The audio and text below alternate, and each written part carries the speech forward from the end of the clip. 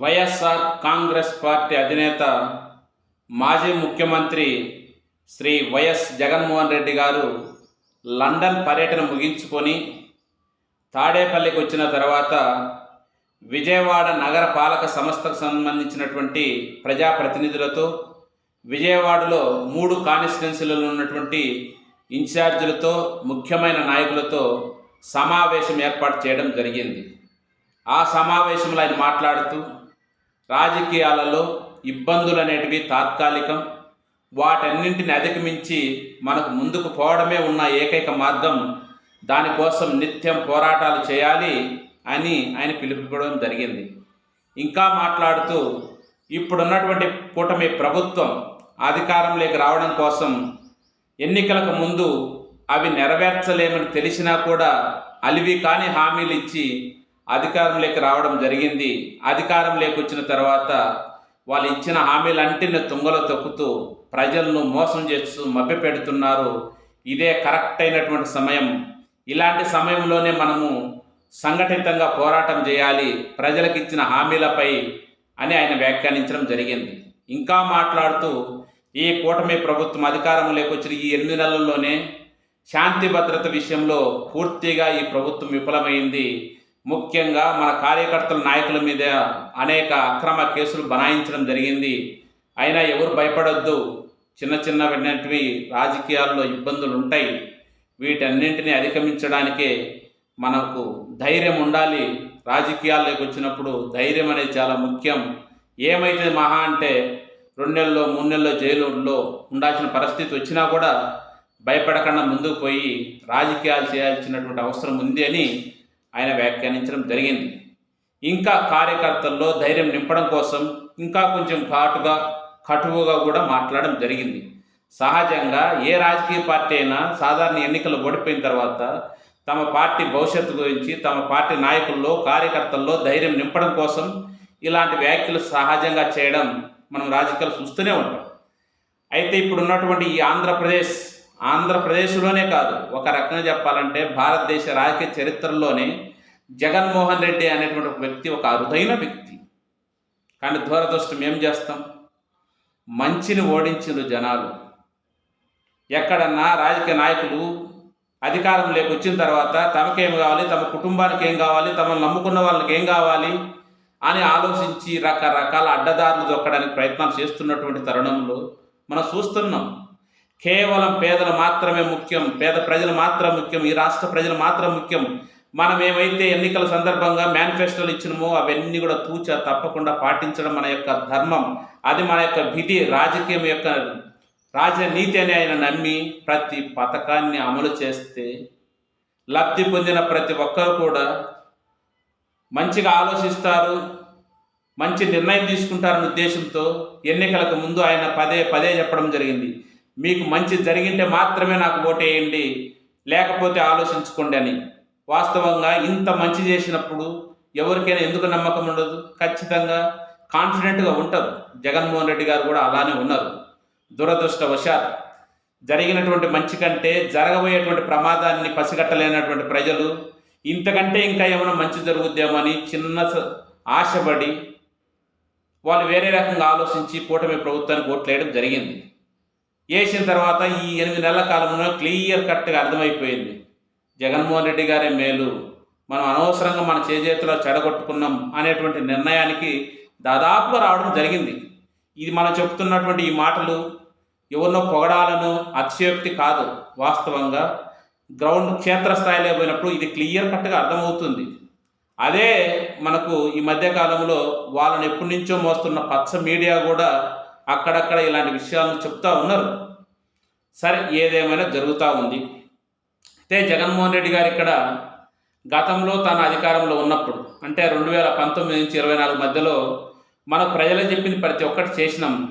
కాకపోతే మన పార్టీ కార్యకర్తలను చాలా వరకు పెద్దగా వాళ్ళ గురించి పట్టించుకోలేదు. భవిష్యత్తులో అలాంటి తప్పు జరగదు అని జగన్మోహన్ రెడ్డి గారు చాలా ధీమాగా చెప్పడం జరిగింది. వాస్తవంగా ఇక్కడ జగన్మోహన్ రెడ్డి గారిని ఈ విషయంలో నమ్మడము అనేదానికంటే కూడా ఆయన గురించి తెలిసిన వాళ్ళు ఎవరైనా కూడా ఆయన్ను చెప్పిన ప్రతి మాటను అంగీకరిస్తారు. ఎందుకంటే వాస్తవంగా ఈ కాలంలో అధికారం కోసం రకరకాల అబద్ధాలు చెప్పి హామీలు ఇచ్చి అధికారంలోకి వచ్చే సందర్భంలో ప్రజలందరినీ సమానంగా చూడాలని ఎవరు అడిగితే మాత్రమే మనం చేయాలనే ఉద్దేశంతో కాకుండా కేవలం తను చెప్పిన మాట కట్టుబడి ప్రజల మంచి కోసం తను ఒకవేళ భవిష్యత్తులో రాజకీయంగా ఎలా ఉంటుందో తెలియకపోయినప్పటికీ ప్రజలకు మంచి చేయాలనే ఉద్దేశంతో చాలా వరకు చెప్పినవన్నీ చేసిండు. అలాంటి వ్యక్తి తాను రాజకీయంగా తీసుకున్నటువంటి నిర్ణయం కొంతమేర ఇబ్బందికరంగా ఉందేమో అని గ్రహించినటువంటి జగన్మోహన్ రెడ్డి గారు భవిష్యత్తులో కార్యకర్తల కోసం కూడా నేను ఖచ్చితంగా మంచి నిర్ణయం తీసుకుంటాను, వాళ్ళు బాగుండే విధంగా కూడా నిర్ణయం తీసుకుంటాను, వాళ్ళకి ఇబ్బందులు లేకుండా వాళ్ళకి తోడుగా ఉంటానని కూడా ఆయన వ్యాఖ్యానించినప్పుడు ఖచ్చితంగా మనం ఆయనను నమ్మాల్సిందే. ఎందుకంటే ప్రజల కోసమే ఆ విధంగా కష్టపడిన వ్యక్తి పార్టీ అభివృద్ధి కోసం కష్టపడుతున్నటువంటి కార్యకర్తల కోసం ఎందుకు ఆలోచించడు? ఖచ్చితంగా ఆలోచిస్తాడు. చాలామంది ఏమంటారంటే ఏదో ఇప్పుడు ఓడిపోయిన తర్వాత జగన్మోహన్ రెడ్డి తప్పు తెలుసుకున్నాడు. సరే, తప్పే అనుకోండి ఒకవేళ. కాకపోతే ఆయన ఏం ఆలోచించుండు? ఏం కావాలి అసలు ఈ రాజకీయాలు? ఈ సమాజానికి రాజకీయాలు ఎందుకు కావాలి? ఉన్నోడి కోసమా? కాదు కదా. రాజకీయాలు అనేది, సంక్షేమం అనేది సమాజ స్థాపన కోసం కదా. ప్రజలందరూ సమాన స్థాయికి రావాలనే ఉద్దేశంతో, అలా సమాన స్థాయికి రావాలంటే కొంచెం వెనుకబడిన వర్గాలను పైకి తీసుకురావాలనే ఉద్దేశంతో ఆయన రాజకీయాలు ఆలోచించలే. కానీ రాజకీయాలు ఆలోచించే విధంగా ప్రజలు మేల్కొల్పారు. సరే, ఇప్పటికైనా ఆయన కూడా తెలుసుకున్నాడు, మంచిదే. కాకపోతే ఇక్కడ ఏంటంటే ఇప్పుడు మనం ఏమంటున్నాం, ఈ కూటమి వచ్చిన తర్వాత ఈ 8 నెలల కాలంలోనే ప్రజలకు ఇచ్చినటువంటి ఆలోచనలు వాళ్ళు చేయకుండా, ప్రజలకు ఇచ్చిన సంక్షేమం, ప్రజలకు ఇచ్చినటువంటి హామీలు మర్చిపోయి వాళ్ళ కార్యకర్తల కోసం విచ్చలవిడిగా రాష్ట్రాన్ని దోచుకుంటున్నారు అని మనం అంటున్నాం కదా. రేపు ఒకవేళ జగన్మోహన్ రెడ్డి గారే ఇలాంటి పని చేసినప్పుడు వాళ్ళు కూడా అంటారు కదా. అంటే ఇక్కడ మనం ఏం తెలుసుకోవాలి? ప్రజలందరినీ సమానంగా చూడాలి అనేటువంటి మైండ్ సెట్లోకి ప్రజలందరూ రావాలి. ఏదో అధికారం ఉంది కదా అని మా కార్యకర్తలకు దోషి పెట్టాలంటే కాదు. మళ్ళీ అటువైపు నుంచి కూడా విమర్శలు వస్తాయి. చూస్తున్నాం కదా, టీడీపీ రాష్ట్రంలో వాళ్ళ నిరుద్యోగుల కోసము వాళ్ళు ఇచ్చిన హామీలన్నిటి పక్కన పెట్టేసి మద్యము, ఇసుక, నామినేటెడ్ పోస్టులు ఎక్కడ దొరికితే ఇంకా సహజ వనరులు వాళ్ళు ఇష్టం వచ్చినట్టు దోసుకుంటున్నారు. ఇది ఆటోమేటిక్గా ప్రజల నుంచి వ్యతిరేకత వస్తుంది. వాళ్ళు అనుకోవచ్చు మనకు భారీ మెజార్టీ ఉందని. వాస్తవంగా ఒక్కరి ఊర్లో 100 మంది ఉంటే ఒక్కరికి న్యాయం చేకూరి లేదా వాడు ఉన్నటువంటి సంపదంతా దోసుకుంటుంటే మిగతా 99 మందికి ఆటోమేటిక్ కట్టుమాట వస్తుంది. వాళ్ళు ఇప్పటికప్పుడు అది వ్యక్తం చేయకపోవచ్చు, కానీ అది ఎలక్షన్ రూపంలో బయటపడుతుంది. కాకపోతే జగన్మోహన్ రెడ్డి గారు చేయాల్సింది ఏంటంటే అధికారంలోకి వచ్చిన తర్వాత మళ్ళీ తన యొక్క సహసిద్ధమైనటువంటి నిర్ణయాలను వెనక్కి తీసుకోకుండా, అలానే కార్యకర్తలకు ఉన్నటువంటి మొత్తాన్ని ఇది కాకుండా దివంగత నేత రాజశేఖర రెడ్డి గారు ఏ విధంగా అయితే ఒకవైపున ప్రభుత్వాన్ని, ఒకవైపున పార్టీని, ఒకవైపు ప్రజలను, ఒక పక్క కార్యకర్తలను సమాన కోణంలో చూసిండో ఆ విధంగా చూసుకుంటే బాగుంటుంది అనేది మన యొక్క ఆలోచన. అంతే కదా. రాజశేఖర రెడ్డి గారు రాజకీయాల్లో సీఎం అయ్యేంత వరకు సంక్షేమం అంటే ఇలా ఉంటుంది, ఆ సంక్షేమం ప్రతి ఇంటికి, ప్రతి వ్యక్తికి ఇలా చేరుతుందని ఎవరన్నా కలగన్నామా? ఎప్పుడన్నా చూసినామా? రాజశేఖర రెడ్డి గారి సమయంలో చూసినాం. అదేవిధంగా పార్టీ పరంగా కార్యకర్తలకు కూడా ఆయన చేయాల్సిన ఆయన యొక్క స్టైల్ ఆయన చేయగలిగాడు. అంటే అక్కడ కార్యకర్తలు ఇబ్బంది పడలేదు, ప్రజలు ఇబ్బంది పడలేదు. ఇద్దరిని సమానంగా బ్యాలెన్స్ చేసుకుంటూ రాజకీయాలు చేయడం జరిగింది. అందుకే వాళ్ళు ఎన్ని కూటములు కట్టినా, ఎన్ని అవాంతరాలు చేసినా, ఎంత మీడియా మాఫియా ఆయనపై ఎదురుదాడి చేసినా కూడా ఒంటి చేత్తో మళ్ళీ తిరిగి రెండోసారి అధికారంలోకి వచ్చిండు. సరే, ఇక్కడేమో ఒకరిని తక్కువ చేయాలనే ఉద్దేశం కూడా కాదు. రాజకీయాలు ఎవరి సిద్ధాంతాలు వరకు ఉంటాయి. సరే, జగన్మోహన్ రెడ్డి గారు వాస్తవంగా చెప్తే ఆయన తీసుకున్న నిర్ణయం నేనైతే 100% కరెక్ట్ అంట. సమాజంలో సమాజ స్థాపన కావాలి, అదే రాజకీయాలు. దేనికి రాజకీయాలు? ఎవడికో 100 కోట్ల కాంట్రాక్ట్లు ఇవ్వడము, ఇంకొక పక్కన 50 లక్షల కాంట్రాక్ట్లు ఇవ్వడము ఇచ్చుకోవచ్చు. కానీ ముఖ్యంగా మూలం ఏంది? ఈ ప్రజలకు, ఈ ప్రజాస్వామ్యంలో మూలం ఏంది? పేదరికం లేనటువంటి సమాజం కావాలి కదా. అది ఎలా పోతే ఊరకు పోదు కదా. ప్రభుత్వం బాధ్యతగా ప్రభుత్వం చర్యలు తీసుకుంటేనే కదా అది పోయేది.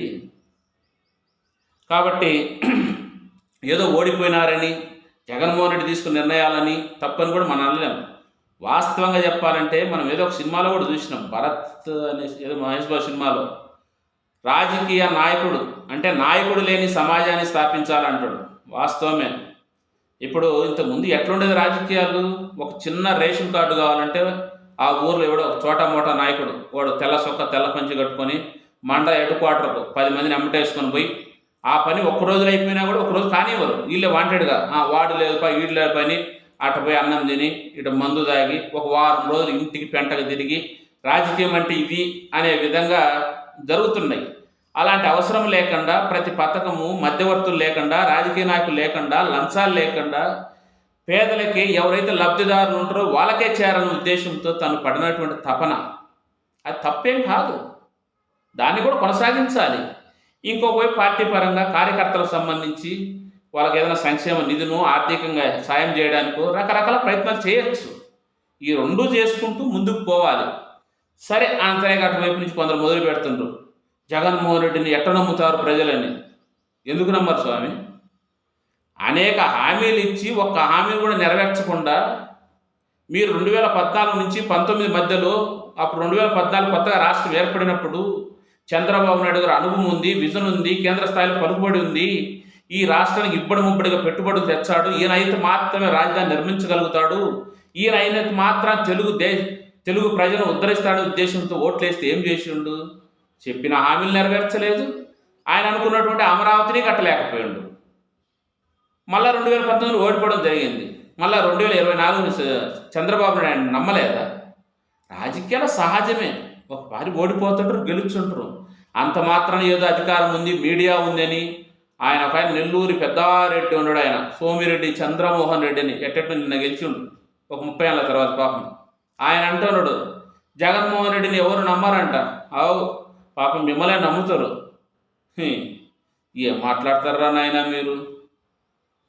మీడియా ఉంది కదా, ఏదో మనం మాట్లాడితే 10 మంది చూస్తారు కాదని కాదు, మనం ఏం చేసినో చూసుకోవాలి ఫస్ట్. ఇప్పుడు తెలుస్తుంది కదా 8 నెలలు ఎవరేంటో. కాబట్టి రాజకీయాల్లో ప్రజలు తీసుకున్న నిర్ణయాలు ఒక్కొక్క పారి వాళ్ళ ఆలోచన ధోరణి ఇంకొక రకంగా ఉండొచ్చు, నాయకులు తీసుకున్న నిర్ణయాలు ఇంకొక రకంగా ఉండొచ్చు, అక్కడ కొన్ని ఇబ్బందులు రావచ్చు. అయినా కూడా మళ్ళీ ప్రజలు కానీ ఇటువైపు నాయకులు కానీ వాటన్నింటి సరి చేసుకుంటూ ముందుకు పోవడమే ప్రజాస్వామ్యం. రైట్. ఏదేమైనా జగన్మోహన్ రెడ్డి గారు ప్రజలను పార్టీని సమపాలనలో నడిపి ఈ రాష్ట్ర సంక్షేమం ఈ రాష్ట్ర అభివృద్ధికి, ఇంకా ఇక్కడ అభివృద్ధి అంటే ఇంకా మళ్ళా పెద్ద తలనొప్పి అయిపోద్ది. జగన్మోహన్ రెడ్డి గారు ఉండగా అభివృద్ధి జరగలేదంటారు. ఎందుకు అభివృద్ధి జరగలేదు?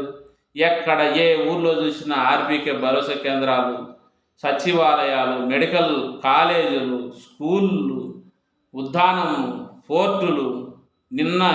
నిన్నటి రీసెంట్లో రాజ్యసభలో వైఎస్ఆర్సీపీకి సంబంధించినటువంటి ఎంపీ పరిమళ నత్వాని ఆయన ఒక ప్రశ్న అడిగితే కేంద్రం ఏం సమాధానం చెప్పింది? జగన్మోహన్ రెడ్డి కాలంలో అంటే 5 ఏళ్ల కాలంలో కరోనా 2 ఏళ్ళు తీసేస్తే మిగతా 3 ఏళ్ల కాలంలో దాదాపు 8,798 కంపెనీలు వచ్చినాయి ఆంధ్రప్రదేశ్. కానీ ఏం అభివృద్ధి లేదంటారు.